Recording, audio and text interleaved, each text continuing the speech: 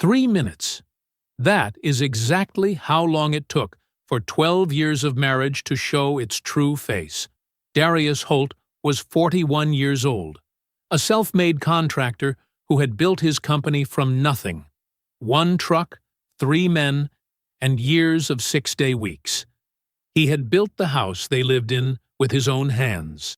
And on an ordinary Tuesday evening, he sat across from his wife at the dinner table and told her one carefully chosen lie: that the company was gone, that the bank had called the loan, that he had lost everything. He watched her face, watched her eyes go somewhere else, not toward him, not to comfort him, but somewhere internal and calculating behind a mask of sympathy. She was upstairs in under a minute, packed in under 3.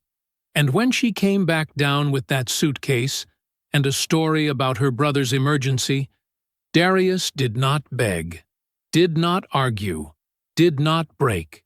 He said, "Drive safe," and picked his fork back up. Because what Priya did not know, what she could not have imagined, was that her husband had been waiting for exactly this moment, and he had not wasted a single second of the day preparing for it. Before we jump into the story, comment where in the world you are watching from and subscribe, because tomorrow's story is one you need to hear.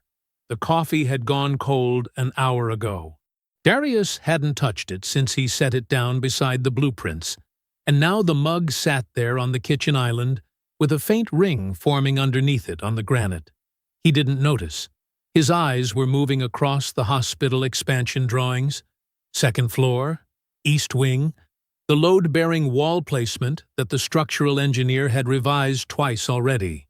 He traced the revision line with one finger, following it from the stairwell junction to the exterior curtain wall, pressing lightly against the paper, the way a man checks a surface for level, feeling for something wrong.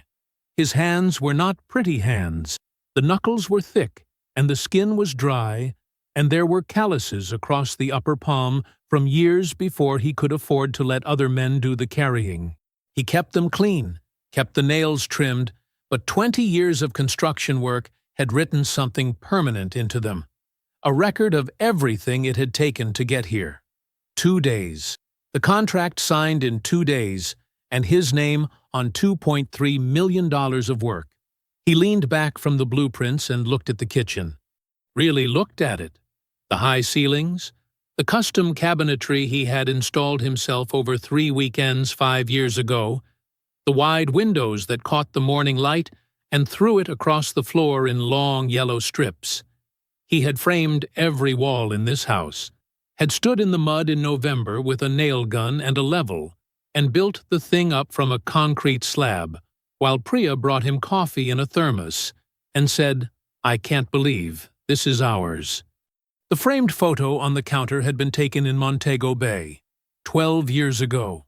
They were both thinner, both younger, both squinting into the sun on a beach with a drink in each hand, laughing at something the photographer had said. They had flown standby to get there, had shared a carry-on bag for 5 days, had eaten dinner at a place with plastic chairs and a handwritten menu, and called it the best meal of their lives. Priya had meant it then. He was sure of that. He had been 29 years old with 1 truck, a 3-man crew, and more debt than sense. The apartment they came home to had a bathroom faucet that dripped, and a kitchen window that wouldn't fully close, and a fold-out couch in the 2nd room because they couldn't yet afford a real bed for the guest room they told each other they'd need someday. She had been there for peanut butter sandwiches on nights when the payroll cleared, and the grocery budget didn't. She knew the name of his first foreman, and the number of the bank that turned him down the first time he applied for a business line of credit, and the exact expression on his face when the second bank said yes. She had been in the room for all of it. He had believed that meant something. He rolled the blueprints carefully, bound them with a rubber band, and slid them to the side of the island.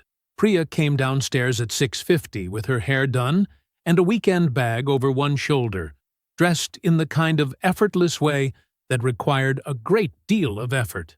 She moved into the kitchen with the light efficiency of someone running on a schedule, already somewhere else in her mind. "Morning," she said. She kissed him on the cheek. Quick, practiced, warm in the way a hotel lobby is warm, designed to feel like something. "You eat?" he asked. "I'll grab something on the way." She was already at the counter, scanning it with the focused gaze of a woman looking for her keys. "The retreat runs through Sunday evening. I'll probably be back around 7. He nodded. "Drive safe." She smiled at him, a real enough smile, and lifted the insulated water bottle from beside the sink. She had mentioned the retreat once, 4 days ago, in the middle of a conversation about something else. A wellness thing, she'd said, with some women from her networking group. He had not thought to ask which women. Her phone was face down on the counter near the coffee maker. It buzzed once, a short vibration, firm and deliberate. Her hand moved to it before the sound had finished. She turned it over, read the screen, and the motion of tucking it into her jacket pocket was smooth and immediate and completely automatic, the reflex of a woman who had done this 10,000 times. She did not look up when she did it. Darius watched this from across the island. He kept his face easy. He said nothing. "Okay," she said, slinging the bag back up on her shoulder. "I'll call you tonight." He watched the car back down the driveway from the kitchen window, watched it reach the street, pause, and pull away, heading east. Then he went to the home office to find the insurance document. The desk was hers when she used it, which wasn't often, but often enough that the top drawer held her things, a checkbook she almost never touched, a folder of miscellaneous paperwork, some personal correspondence she had never invited him to read, and he had never thought to. He opened the second drawer. A manila envelope sat on top of a folded map. No name on the outside. Sealed. He almost put it back. He didn't. Inside was a single bank statement, folded in thirds, crisp as though it had been handled carefully and often. He unfolded it. Priya N. Holt. An account number he did not recognize. A bank he had never seen attached to her name. The statement was dated 6 weeks prior. The opening date of the account was 11 months ago. Current balance, 91,422. He read the transaction history slowly, from the bottom of the page up. Deposits, consistent and substantial, arriving on the 3rd business day of each month like clockwork. The memo field on every single one was identical. BW Consulting. He sat down in the desk chair. The house was completely silent around him. He did not call her. He did not move from the chair. He held the statement in both hands, those wide, calloused builder's hands, and he looked at the numbers, and he thought. The job site smelled like wet concrete and fresh-cut lumber, and Darius breathed it in the way other men breathe in coffee. Steady, deliberate, letting it settle somewhere useful. He had been here since 6:30. Marcus, his foreman, met him at the trailer with a clipboard and a question about the rebar spacing on the south foundation pour. Darius looked at the spec sheet. He looked at the site. He told Marcus to pull the placement back 2 inches on the eastern run and verify the depth markers before the truck arrived. Marcus nodded and walked away, and Darius moved onto the floor. He checked 3 measurements himself, knelt in the dirt with a tape, called out numbers to a laborer named Deshawn, who wrote them in a notebook without being asked. Darius walked the perimeter of the framed first floor, his boots loud on the plywood decking, his eyes moving from corner to corner like a man reading a room he has read 100 times. He functioned. He had always been good at functioning. But underneath the measurements and the clipboard reviews and the steady back and forth with his crew, something else was running, quiet and cold and completely separate from the work, like a second engine turning over beneath a floor. The bank statement was folded in his left breast pocket. He had not looked at it since he left the house. He didn't need to. Every number on it was already memorized. BW Consulting. 11 months. $91,000. By noon, he was sitting in the site trailer with a water bottle and a half-eaten sandwich, and he had made his decision. Not a confrontation. Not yet. A confrontation now would be loud. It would be emotional. And the moment Priya understood what he knew, she would move. On the house, on the business, on every asset he had spent 20 years building. She would have a plan ready. He had already seen enough to understand that she was a woman who kept plans ready. A confrontation now would hand her the starting gun before he had laced his shoes. He needed to see her clearly first, not the performance of her, the real thing, the thing underneath. And there was one way to do that. He would tell her the worst thing she could imagine hearing, and then he would watch what she did. He was home by 4. He changed out of his work clothes, showered, and started cooking. A real dinner, the kind that took time. Rice on the stove, seasoned chicken in the oven, green beans in the pan. He set the table. Cloth napkins, the good plates, candles he found in the buffet drawer, and lit without ceremony. He poured himself a glass of water and stood at the kitchen window while the light outside went from gold to gray. He was not performing calm. He simply was calm. The way a structure is calm after the last beam is set, and the load is distributed, and everything is bearing exactly what it was designed to bear. Priya's car turned into the driveway at 6:40. She came in loose and easy, the way she always did when a weekend had gone well, bag sliding off her shoulder by the door, heels stepping free in 2 practiced movements, a kind of unhooking from the outside world. She lifted the lid on the pot and said it smelled good. She poured herself a glass of wine, the red she kept on the second shelf, and she came to the table and sat down across from him. They ate. The food was good. The candles were burning. Outside, the neighborhood had gone quiet in the early autumn dark. He waited. He waited until she had taken 2 full bites and reached for her wine a second time, until her shoulders had dropped another half-inch, until the meal had found its rhythm and neither of them was performing anything. Then he set his fork down. "Something happened today," he said. She looked up. "The hospital project." He kept his voice level, not flat, just steady, the way a man sounds when he is holding something heavy and does not want to drop it in front of another person. Client pulled out. Went with a national firm. Lower bid. Nothing I could have done. Priya's fork slowed. Her eyes found his face. And then I got a call from the bank this afternoon. He paused. Let it breathe. The operating line, the one we use to float payroll between contracts. They're calling it. There's a covenant default. Something in the financials triggered a review. He looked at her directly. I've been on the phone with the accountant, with the attorney, Priya. He stopped. I may lose the company. And if I lose the company, we lose the house.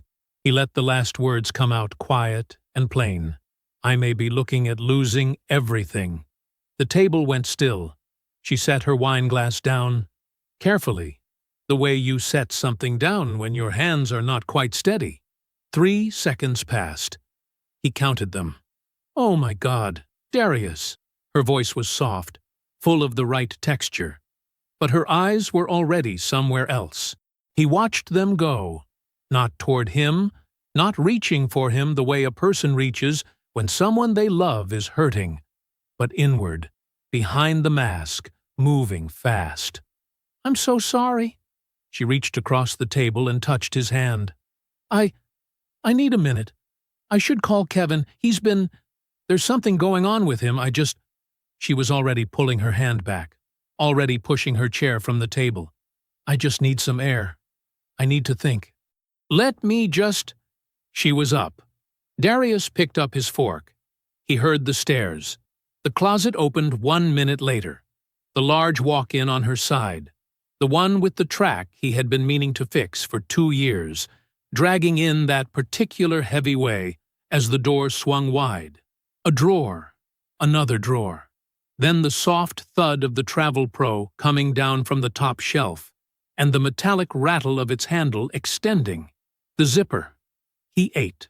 Then her voice, low and fast, and pressed close to the phone, too low for words, not too low for tone.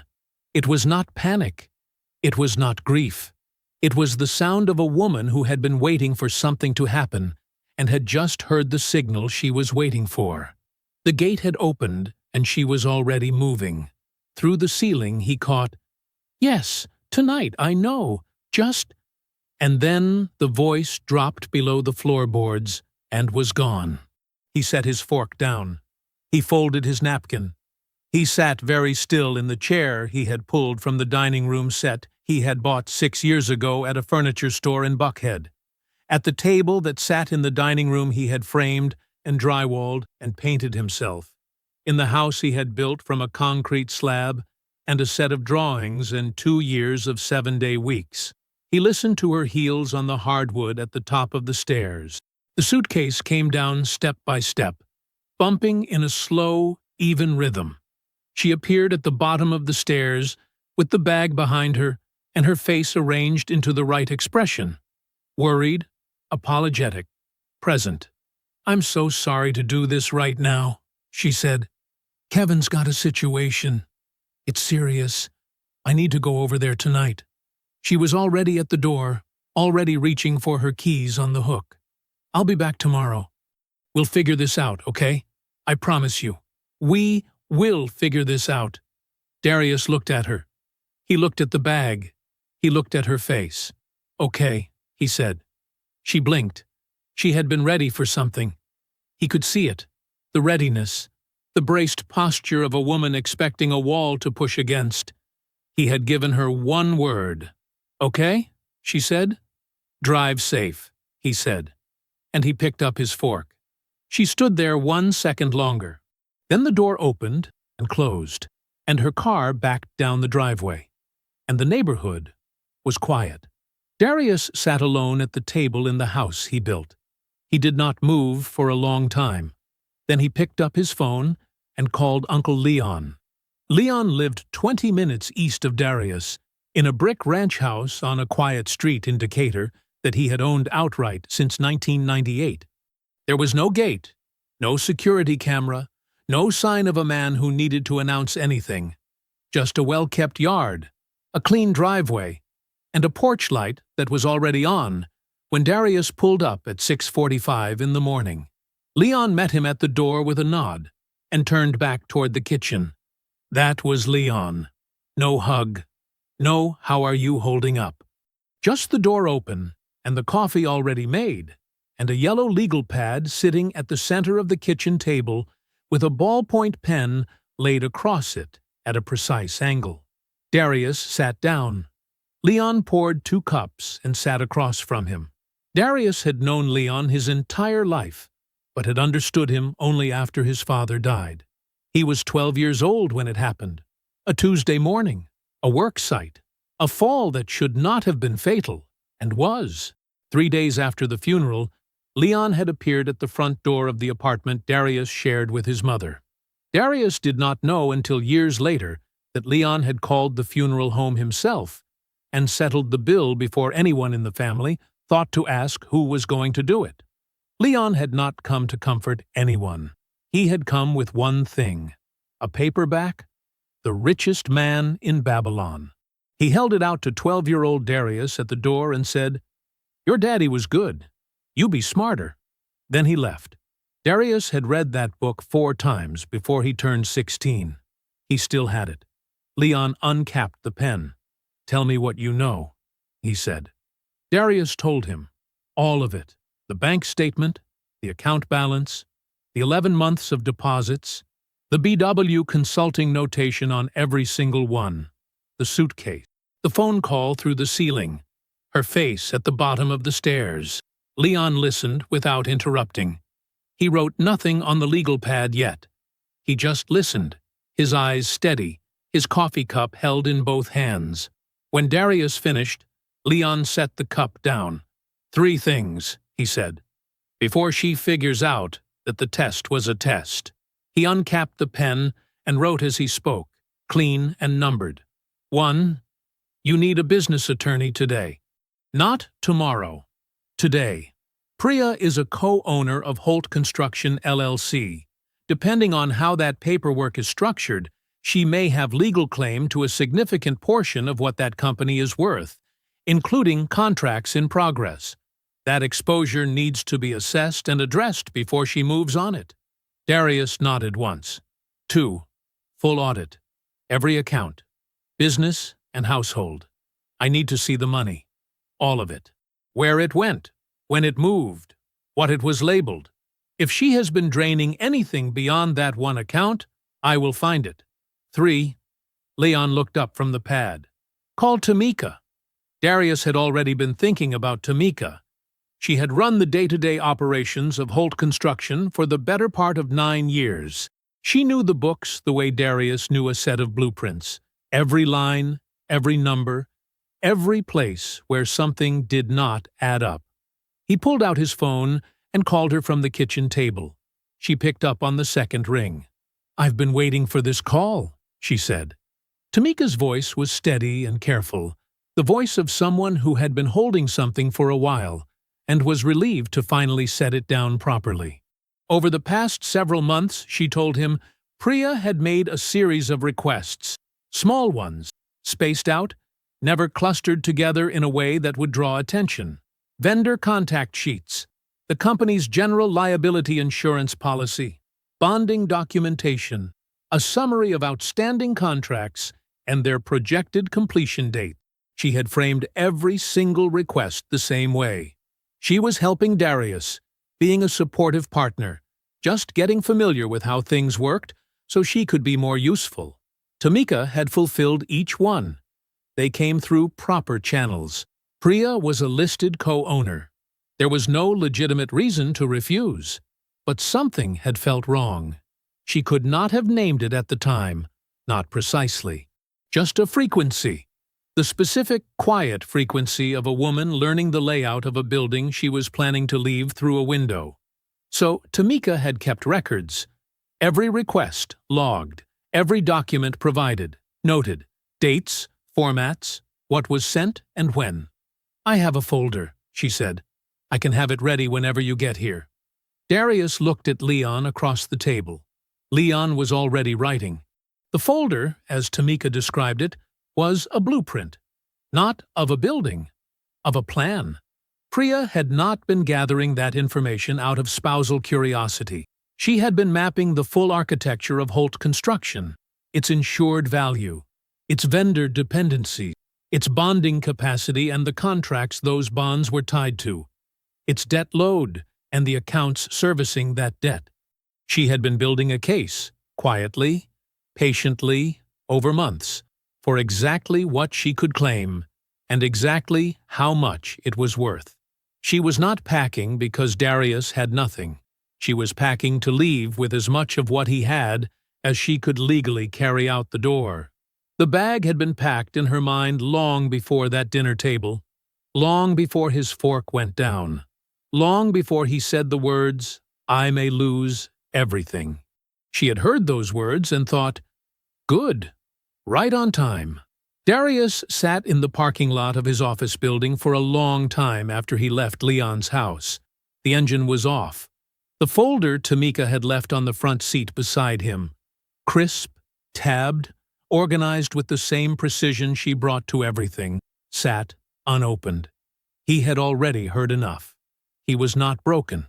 He was not frantic. He was focused. The way a job site focuses when the foundation has been poured and the frame is going up and every next move has a sequence and a reason and a place it must go. He knew what kind of problem this was now, and he had already started solving it. Adrienne Voss kept her office on the 4th floor of a building on Peachtree Road, in a suite that was clean and spare and told you exactly what you needed to know about her. No clutter, no decoration that wasn't functional, a single framed law degree on the wall and a whiteboard behind her desk with 3 columns of notes written in tight, precise handwriting. She was 52. Short natural hair, reading glasses on a chain around her neck, A gray blazer that meant business the way a level means level, without saying a word about it. Darius had gotten her name from a contractor friend who'd been through a messy partnership split 2 years prior. His friend had said, "She doesn't waste your time and she doesn't waste words. Just bring her everything you have." So that's what Darius did. He laid it on her desk in order. The bank statement, Tamika's folder, tabbed and documented, the original LLC formation papers showing Priya's co-ownership stake. He sat down, folded his hands, and let her read. She read everything twice. She did not ask him to explain anything while she was reading. She just moved through the documents with her glasses on, turning pages cleanly, making small notations on her own legal pad in the margin. When she finished, she set her pen down and looked at him. "Here's the problem," she said. "When you added Priya to the LLC, there was no shareholder agreement attached, no buy-sell provisions, no terms governing what happens to her stake if the marriage dissolves." "I know," Darius said. "Which means in a divorce proceeding, depending on how her attorneys frame it, she can argue that her co-ownership stake entitles her to a proportional share of the company's equity. That includes assets. That includes contracts. The hospital deal." Adrian nodded. "If that contract closes while she is still a listed co-owner of the LLC and you are still legally married, her legal team will argue it falls within the marital estate. They will argue she is entitled to a share of the proceeds." She paused. "That is a $2.3 million contract, Mr. Holt." The room was quiet for a moment. "So we move first," Darius said. "We move correctly," Adrian said. "And yes, that means quickly. I can begin drafting a corporate restructuring document today. It's entirely legal. Co-ownership stakes can be restructured through proper notice and documented process. But the timing matters. If she files before we complete the restructuring, we're playing defense. I need you to give me room to do this right." "You have it." She wrote something down. "I'll need the full LLC operating agreement, all amendments, and your current account structure for the business. Can your office manager get those to me by end of day?" "Yes," Darius said. He was already composing the text to Tamika in his head. Adrian pulled the bank statement toward her again and tapped the memo line with one finger. "BW Consulting," she said.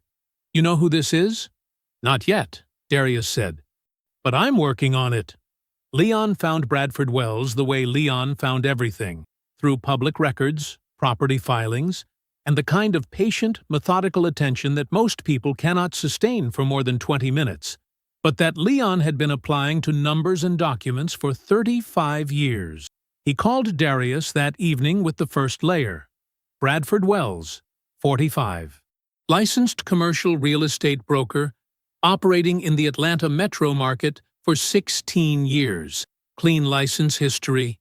No disciplinary actions. Moderately successful. Not a big firm, but a steady book of business built on commercial leasing and mid-market investment properties.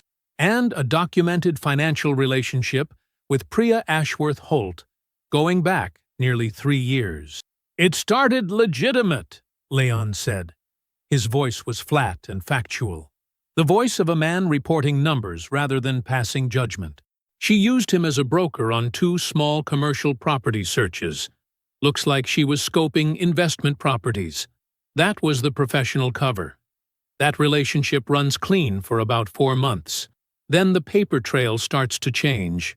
The interactions continue, but there's no new brokerage work to show for them. The line between professional and personal stops being a line." Darius said nothing. "The hidden account," Leon continued, "opens 2 years after they met. The deposits start small. They grow over time, consistent, regular, like a salary.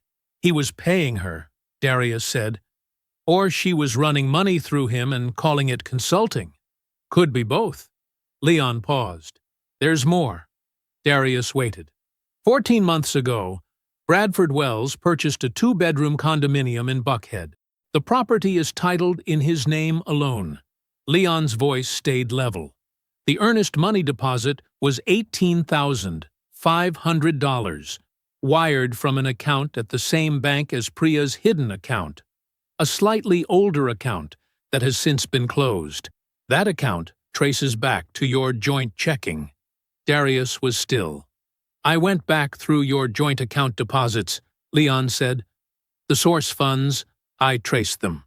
Cash gifts you deposited over 2 consecutive holiday seasons, and a $25,000 transfer Priya requested approximately 28 months ago.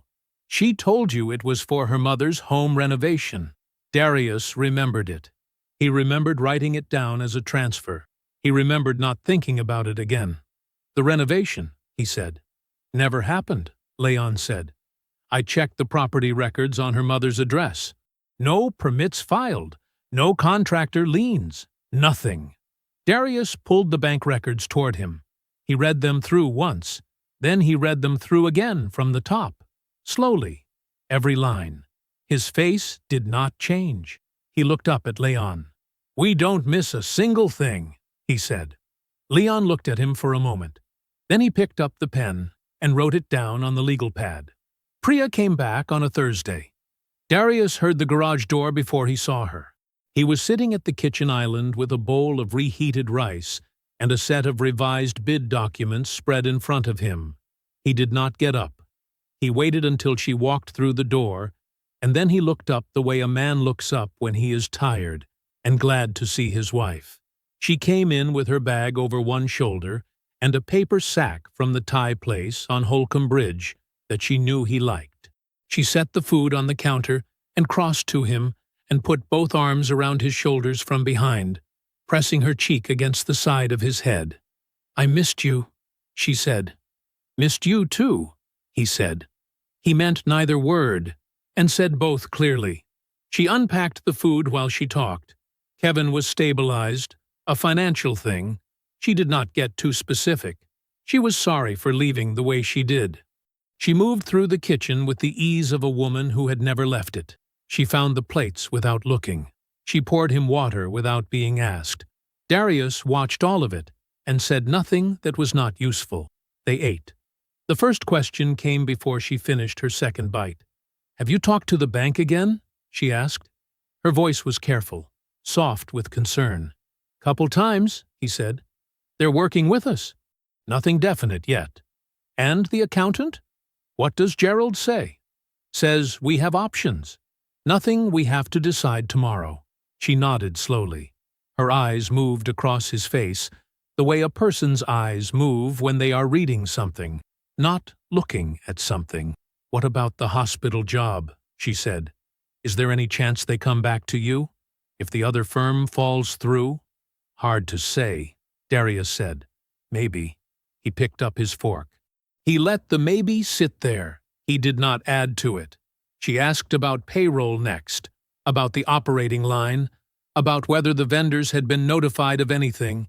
Each question arrived wrapped in concern, delivered in the voice of a woman who was only asking because she loved him and wanted to help. Darius answered each one the same way, partial, vague, grateful. He gave her the shape of information without the substance. He let her hear worry in his voice because worry was what she was listening for. It confirmed the story she had already decided was true. He was, in the most deliberate sense of the word, performing. And behind the performance, quietly and without interruption, everything was moving. Adrian had filed the LLC restructuring paperwork on Tuesday. Tamika had been running on parallel tracks all week. Vendor contacts, bonding documentation, certificate of insurance assignments, all of it transferred back into Darius's sole signature authority under a standard operations memo that would have looked routine to anyone who did not know what it meant. The hospital contract was being finalized under Holt Commercial Group LLC, the new entity Adrian had incorporated the prior week. That entity had one owner, one signature authority, and no connection to Priya Holt. Not legally, not on paper, not in any way that mattered. The world Priya was mapping in those careful dinner questions was already a different world than the one she thought she was mapping. She did not know that yet. They ate dinner together 4 nights in a row. Darius cooked 2 of them. She cooked 1. On the 4th night, they ordered in. Each evening followed the same quiet rhythm. She would ask about the business with the patient frequency of someone checking a wound. He would answer in the same register. Worried, steady, managing. He asked about her days. She told him things, a friend's drama, a show she had started watching, a comment someone made at the gym. He listened with complete attention, not because he cared about the content, because every word was information. The way she described her days told him where the gaps were, the rhythm of what she volunteered and what she did not. The moments when her eyes moved away from him mid-sentence for reasons that had nothing to do with what she was saying. He catalogued all of it and said nothing. On Saturday morning he drove to his mother's house in College Park. Dolores Holt was 68 years old, 5 feet 3, and had been retired from the Atlanta public school system for 4 years, without slowing down noticeably. Her house smelled like coffee and fabric softener. She had the news on low when he arrived. She took one look at him at the door and stepped back to let him in without asking any questions first. He sat at her kitchen table and told her enough. Not everything. Enough. She listened without interrupting. When he finished, she was quiet for a moment. She turned to the stove. "When a person shows you who they are," she said, her back to him, "the only question left is what you're going to do with what you know." She set a plate in front of him. Eggs, toast, sliced tomato. "Eat," she said. He ate. She sat across from him and kept him company, and did not say Priya's name again. She did not offer explanations for what Priya had done, or reasons that might soften it. She simply held the space the way a good teacher holds a room, with presence, without noise. When he left, she hugged him at the door and held on a moment longer than usual. He drove back through the Saturday morning traffic and did not think about anything he could not control. The email from Adrienne arrived at 5:47 that Friday evening. Darius read it at the kitchen island, the same spot where he had found Priya's bank statement 8 days before. The email was 2 paragraphs, precise and without ceremony. The restructuring was complete. The filings were recorded. All documentation was attached. Effective close of business that day, Priya Holt held no ownership interest in Holt Construction, LLC. He read it once. He printed it, folded it in thirds, and placed it inside the manila envelope that had started everything. The same envelope he had found in Priya's drawer, now repurposed, now his. He turned off the kitchen light. He went to bed. Kevin picked the spot himself. A barbecue place off Memorial Drive with vinyl booths and a laminated menu that had not changed in 15 years. Darius knew it. He had eaten there a dozen times over the years, usually with Kevin, usually because Kevin chose it. Kevin always chose places where the bill came out to nothing serious. Old habit. He was already in the booth when Darius arrived, working on a sweet tea and a basket of hush puppy. He stood halfway up when Darius walked in, the way a man stands when he is grateful and wants it to show. "D," he said. "Good to see you, man." "Real good." "You too," Darius said, and slid in across from him. They ordered. Kevin got the brisket plate. Darius got the pulled pork. The server left, and Kevin leaned back with the easy comfort of a man who had already decided this was a good day. "So, what's the consulting thing?" Kevin asked. "What do you need?" "Just some legwork," Darius said. "Vendor calls, some follow-up on a couple contacts I don't have time to chase down myself. Paid per task, $50 an hour, cash." Kevin's face opened up. "Yeah, absolutely. I can do that. When do we start?" "Soon," Darius said. "Let's eat first, catch up a little." Kevin was happy to catch up. That was the thing about Kevin. He was always happy to talk. He was the kind of man who filled silence without noticing it, who moved through conversations the way he moved through other people's generosity, easily, without tracking the cost. Darius let him go. He asked a question here, a question there. Nothing pointed. How was Kevin's job situation? How was his apartment? How was his mother doing? The surgery had gone well, right? The recovery was good. Kevin said yes. Yeah. Mama was doing great. The recovery had been real smooth. He was grateful for that. He really was. Darius nodded. That was a rough stretch, he said. I'm glad she came through. Me too, man. Me too. Kevin pulled at his tea. Priya was a big help through all that. She handled a lot of the logistics. She's good at that, Darius said. Logistics? Kevin laughed a little. Darius smiled back. He took a bite of his food. He let the moment settle. Then, casually, the way a man asks about something he has already half forgotten, she's still seeing those real estate people she was networking with? I remember she mentioned some event a while back. Kevin chewed. Oh yeah, she stays connected in that world. Good for her. He reached for the hot sauce. You know, she met Bradford through one of those things? The commercial real estate crowd. Big mixer downtown, maybe 3 years back. He shook his head. Something almost like admiration in his voice. She's always been good at working a room. Darius kept his eyes on his plate. Bradford, he said. Wells. Yeah, Bradford Wells. Kevin set the hot sauce down. Real estate broker. Does the commercial stuff. I was actually there when they met, that night. Nice enough guy, I guess. I don't know him well. 3 years ago, Darius said. Give or take. Kevin was eating again, unbothered. Darius picked up his fork. He let 15 seconds pass. The restaurant moved around them. A server refilling glasses, a kid at a table across the room demanding more ketchup, the low clatter of an ordinary afternoon. Then he set his fork down. He looked at Kevin directly. Kevin, he said, when did you figure out it was more than networking? The table went very quiet. Kevin stopped chewing. Something moved across his face. First confusion, then the beginning of something else. His eyes searched Darius's for a way out of the question and did not find one. I don't, he started. You don't have to do this part, Darius said. His voice was calm, completely calm. I already know.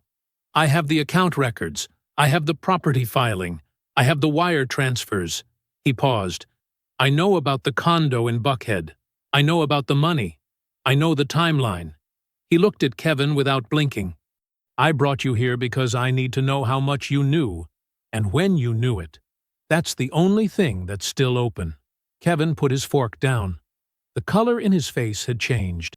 He looked, suddenly, like a man who had been sitting in a warm room and felt the temperature drop without understanding why. He did not speak for a long moment. D, he finally said. His voice was different now, smaller. I wasn't part of it. I want you to know that. But you knew. Kevin looked down at the table. That was the answer. Darius did not raise his voice. He did not lean forward. He sat exactly as he had been sitting, straight, still, unhurried, and said what needed to be said. I built everything in that house, Kevin. I paid for your sister's car. I paid for your mother's surgery. He let that sit for exactly 1 second. I need you to decide right now if you're going to do the right thing when the time comes. Kevin looked up. His eyes were wet at the corners. His jaw was tight. He nodded. What does that look like? He said quietly. A written account, Darius said. Signed. The event where she met Wells. The date as best you remember it. What you witnessed. What you knew. He held Kevin's gaze. That's it. That's all I'm asking. Kevin was quiet for another moment. Then he nodded again. Slower this time. More certain. Okay, he said. Yeah. Okay. Darius picked his fork back up. Finish eating, he said. Food's getting cold. He pulled out of the parking lot 40 minutes later, Kevin's verbal commitment behind him, and one more piece set into place. The pen was heavy for a $2.3 million signature. Not literally.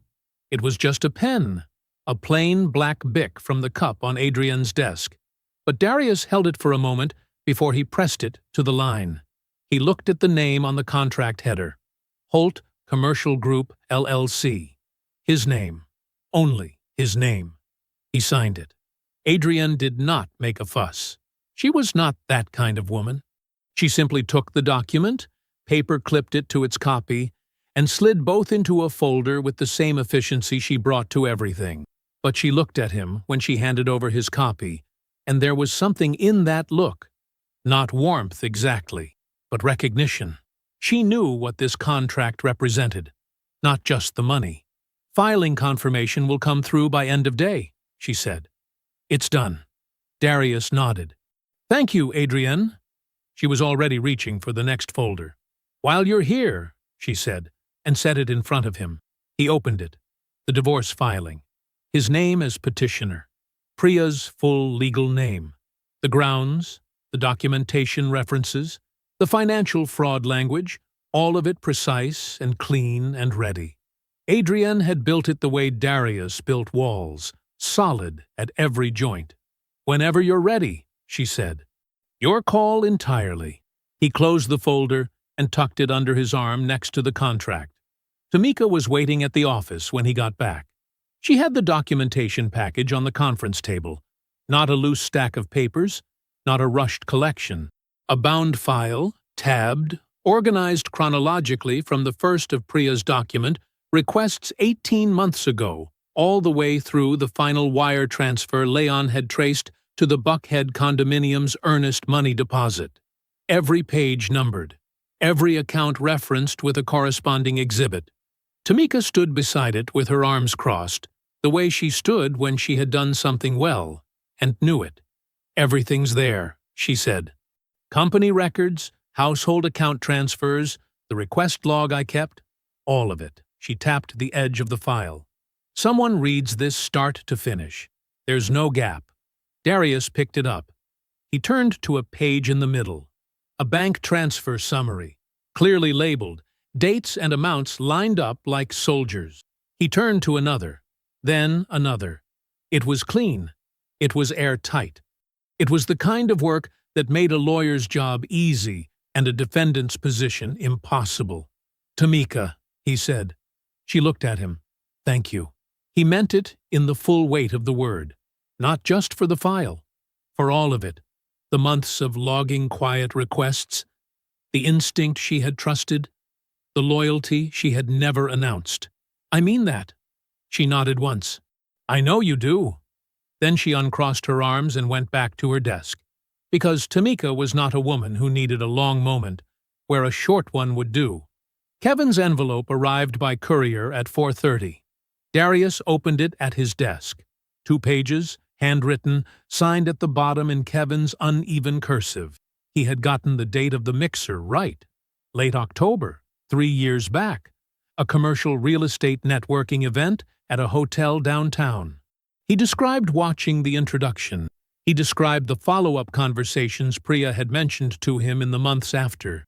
He described the moment, about 8 months in, when he understood it had become something else, and the choice he made, which was no choice at all, which was silence. He had not prettied it up. The shame of it was right there on the page, plain as the handwriting. Darius read it once, folded it, placed it in the folder with everything else. He sat for a moment with the folder in front of him and the office quiet around him. Then he picked up his phone and called Priya. She answered on the second ring, her voice easy and warm. The performance so well practiced it didn't sound like one. "Hey," she said. "You okay?" "Yeah," he said. "Actually, I've got some good news. Things are starting to look up on the business side." He kept his voice light, measured, relieved but not dramatic. "I want to tell you about it in person. Can you come home Saturday? I want to make dinner. Just us. Talk about the future a little." A brief pause. Not hesitation. She was never one to hesitate. Just the half-second of a woman recalibrating, recognizing the opening she had been waiting for. "Of course," she said. "Yes. I'll be there." 6 o'clock, he said. "I'll be there," she said again, and her voice carried the particular ease of someone who believes they are exactly where they plan to be. He said good night and set the phone down. That night, he sat on the back porch for a long time. The yard was dark and still. The oak tree in the corner, he had planted it the second year in the house, a $10 sapling from a hardware store, had grown wider than he expected. He looked at it in the dark and did not think about Priya. He thought about the tree. He had not had a drink since the night he found the envelope. He had not missed it. The glass of water on the porch table was cold, and he took a slow sip and set it back down. He was not performing calm tonight. There was nothing to perform. He was simply ready. Inside, he lifted the manila folder from the counter and opened it one last time. He checked each tab: the bank statement, the wire records, the property filing, the photographs, time-stamped, Kevin's signed account, the LLC restructuring confirmation, the Holt Commercial Group Incorporation papers, the closed contract, every piece in its place, every fact documented, every thread tied. He closed the folder and left it on the kitchen counter for tomorrow. Then he turned off the light and went to bed. The candles were plain white ones from the drawer beside the stove. He had not bought them special. They were the same candles he always kept in the house, the ones Priya used to light on the weekends when she felt like making the dining room look nice. He lit them now because it was the right touch, not because he felt sentimental about it. The table was set. The food was ready. The folder was on the kitchen counter where he had left it. He heard her car in the driveway at 6:03. She came through the door with a soft smile already in place, her coat over her arm, her hair done the careful way she did it when she wanted to look effortless. She saw the candles. She saw the food. Something moved across her face. Not quite guilt, but something in its neighborhood. "Look at this," she said, her voice warm and low. She hung her coat by the door. "You didn't have to do all this." "Sit down," Darius said. "Food's hot." She sat. She unfolded her napkin with the ease of a woman who felt at home, who believed she was meant to be here, who had no reason yet to feel otherwise. He served. They ate. She started slowly, the way she always did, building rhythm before she got to the point. She asked how he was sleeping. She asked if the stress had let up any. She reached across the table once and touched the back of his hand, and said she had been worried about him, that she knew the last few weeks had been hard, that she was glad things were looking up. Every question landed just soft enough to feel like concern. Darius answered each one. He gave her the worried but rallying version, the grateful husband who had his wife back at the table and felt steadier for it. He let her feel useful. He let her feel like she was reading him correctly. 20 minutes passed like that. Then he set his fork down, pushed his chair back, and walked to the kitchen counter. He picked up the folder. He came back to the table and set it in front of her without a word. No flourish, no announcement. He sat back down. She looked at it. She looked at him. Her expression asked the question her mouth hadn't formed yet. "Open it," he said. She did. He watched her face as she worked through the pages, the hidden account statement. Her eyes moved across the numbers and didn't stop. The wire transfer records, the Buckhead property filing, then the photographs, 8 of them, each with a date and timestamp printed across the bottom, her car in the same parking structure, 7 separate visits across 4 months. The last one was from a Tuesday afternoon in March. She set that page face down on the table. Then Kevin's 2 pages, his handwriting, his signature at the bottom. She stopped there. The candles threw soft light across the table. Somewhere outside, a car passed. Inside the house, there was nothing but the sound of the dinner cooling between them. Darius looked at her. "How long did you plan to wait?" he asked. Her eyes came up. For exactly 1 second, Something real moved through them. Then the training took over. Darius, her voice was careful, concerned. I don't know what this is supposed to. The account is 11 months old, he said. He was not loud. He was not anything except very still. The first wire to Wells goes back 26 months. The property was purchased 14 months ago. Kevin placed the introduction at the mixer in October, 3 years back. He paused. I'm not asking you to explain the math. I'm asking how long you planned to wait before you moved. She switched approaches. Her chin came up slightly. Bradford is a business contact, she said. Whatever Kevin told you, Kevin has never once in his life had his facts. Darius reached back to the folder and slid a single sheet across the table. She looked down. The LLC restructuring confirmation.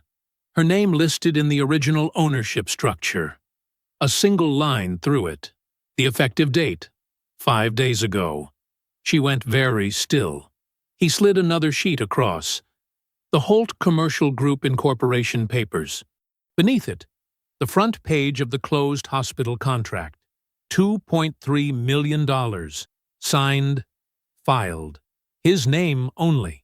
She stared at the papers the way a person stares when the floor has moved and they are checking whether it will hold. The silence stretched out long and full. You can't do this, she said. Her voice was quiet. Not the composed quiet of a woman in control. The flat quiet of a woman who has just run out of room. Darius looked at her across the table. The candles were still burning. The food was still there between them. I already did, he said. He stood up. He walked to the front door and opened it. The night air came in, cool and still, and the porch light lit the front walk in a pale yellow glow. He did not say anything else. She sat at the table for a moment. The folder in front of her, the documents spread across the surface, the candles burning down on either side of all of it.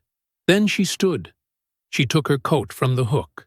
She did not take the folder. She did not look at him as she passed. The door closed. The house was quiet. Darius stood in it for a moment. Just stood. He let the quiet be what it was.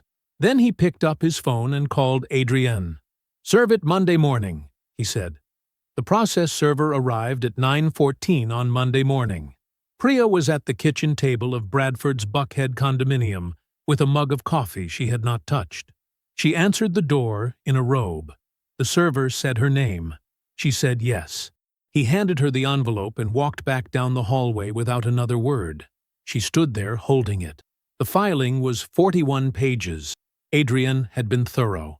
The language was civil and exact, but what it built, page by page, was not the portrait of a marriage that had simply failed. It was a documented record of a woman who had redirected marital funds into a private account, sustained a financial relationship with a third party, and allowed her husband to unknowingly fund a real estate purchase that benefited that party directly. The hidden account was classified as dissipated marital assets. The Buckhead property, the very unit Priya was standing in, was listed as a subject of pending litigation. She read the word dissipated twice. She set the filing on the counter. She picked up her phone. She started to call Bradford. She stopped. She put the phone face down on the counter instead, and stood there in the quiet of a place that no longer felt like a landing pad. 3 weeks passed. Darius did not call Priya. He did not check what she was doing or where she was staying or how she was managing the reality of 41 pages. He had said everything he needed to say at the table. Adrienne was handling the rest. What Darius did on a Tuesday morning 3 weeks after the filing was pick up his phone and dial the main line for Bradford Wells Real Estate Group. The receptionist answered. Darius gave his name.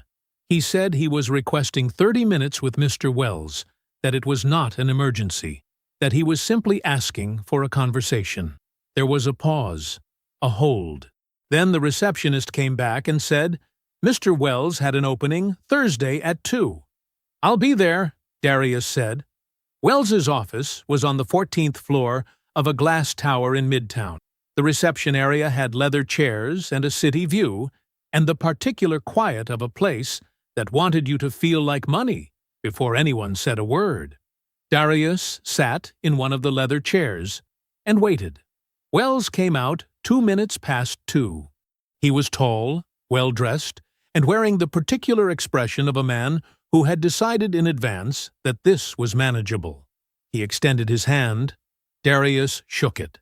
They sat down across from each other at the conference table by the window. Darius set his folder on the table and opened it without preamble. He placed the first document in front of Wells, the wire transfer records, traced from Darius's holiday deposits and the $25,000 renovation transfer through Priya's now-closed account to the earnest money wire on the Buckhead unit. Every transaction dated, every institution named. Wells looked at it. Darius placed the second document beside it.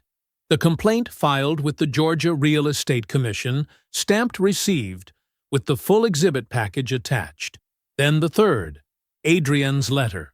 The civil claim for fraudulent conversion of marital assets. Bradford Wells listed by name as a named party. Darius folded his hands on the table.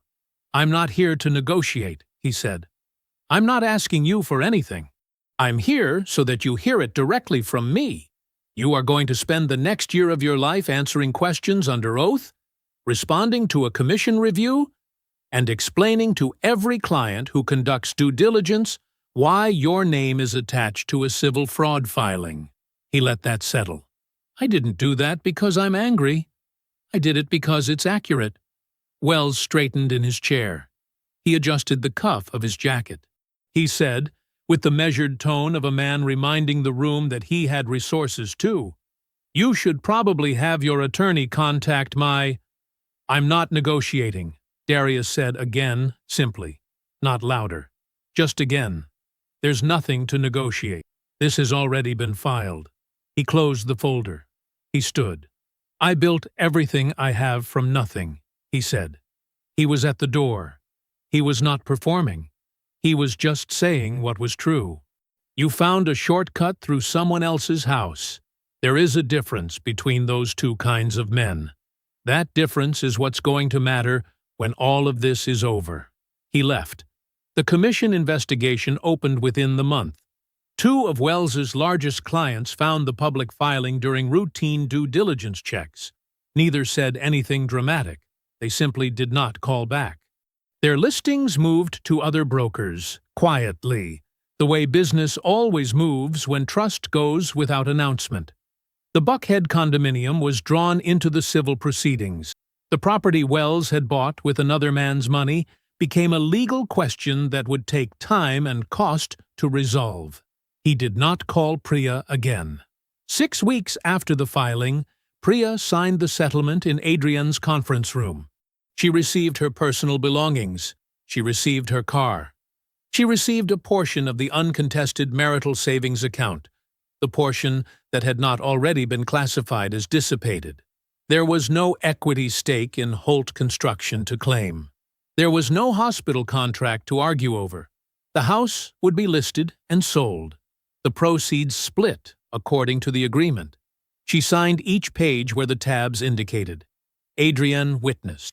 A paralegal notarized. No one said anything except what was necessary. That same evening, in his office on the 14th floor, Bradford Wells sat alone at the conference table, where he had tried to manage a situation that had already been decided before he opened his mouth. The city was lit up outside the window. He did not call Priya. She did not call him. 14 months later, the Georgia sky was the color of pale stone, and Darius Holt was standing in the middle of a concrete slab that used to be a vacant lot. He had his hard hat on. His clipboard was tucked under one arm. He was watching his foreman, Marcus, walk 2 new hires through the framing layout, showing them where the load-bearing walls would rise, explaining why the measurements had to be exact. Not close, exact. Darius had said those same words to his first crew 20 years ago on a job site, not very different from this one.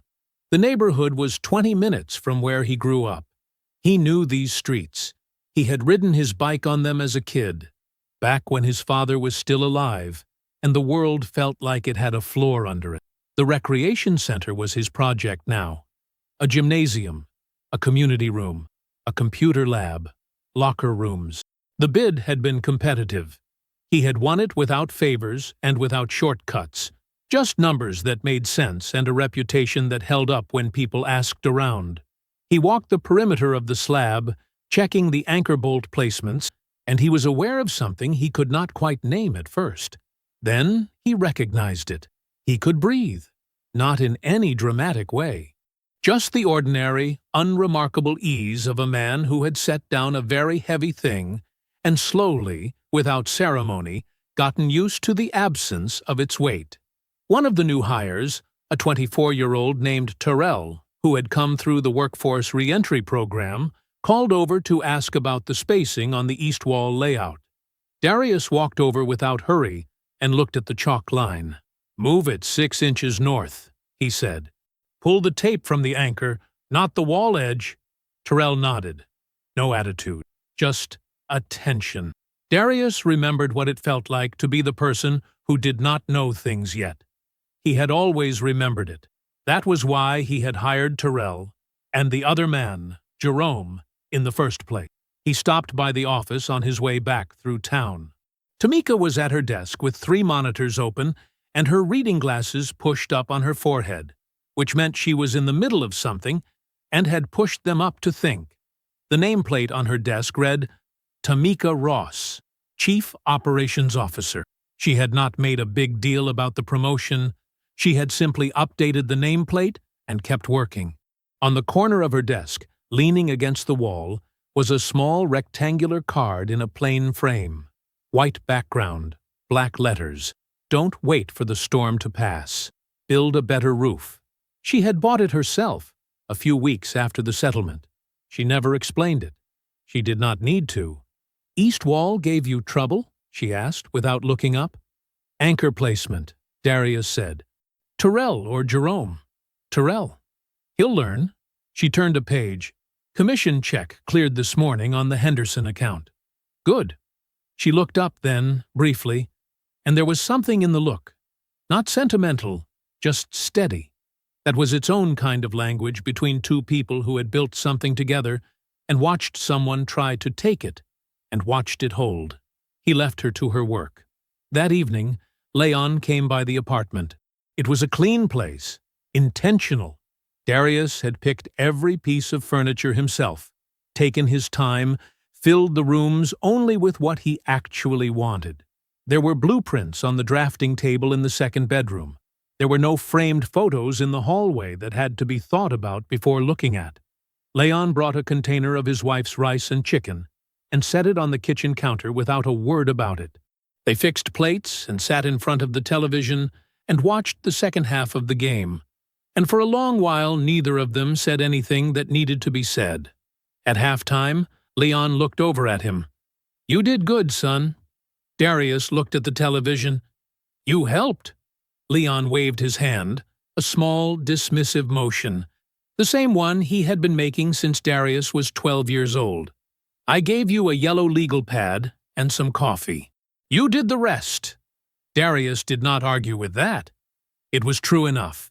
Priya lived in a rental apartment on the east side. She had found work. Steady, ordinary, the kind of employment that paid the bills without excess. The settlement had given her a start, but not the landing she had engineered. Bradford Wells had not called in 11 months. The life she had built toward, one that required the careful dismantling of someone else's, had not materialized into anything close to what she had planned for. She was ordinary now, for a woman who had spent years believing she deserved more than ordinary. That was the verdict that lived with her quietly every day. Wells's professional name still carried the shadow of the commission investigation. It had not destroyed him outright, but it had reduced him, peeled away the shine that his entire identity had been built on. Clients who asked around heard enough to look elsewhere. On a Tuesday evening, Darius drove home from the recreation center job site, with the radio on low. He was not thinking about Priya. He was thinking about the gymnasium. Specifically, he was thinking about the skylight design his architect had proposed, a long rectangular strip running the length of the roofline, and whether the structural load calculations accounted correctly for the lateral wind force at that elevation. It was a problem worth thinking through carefully before the framing went up. He would pull the engineer's spec sheet tonight and check the numbers himself. It was the kind of problem he could solve. He parked. He walked into the apartment. He set his keys on the counter. He made coffee. He opened his laptop to the blueprints. I hope you enjoyed that one. Be sure to like the video and subscribe so you don't miss the next story. I've picked out 2 more for you that I think you'll really like.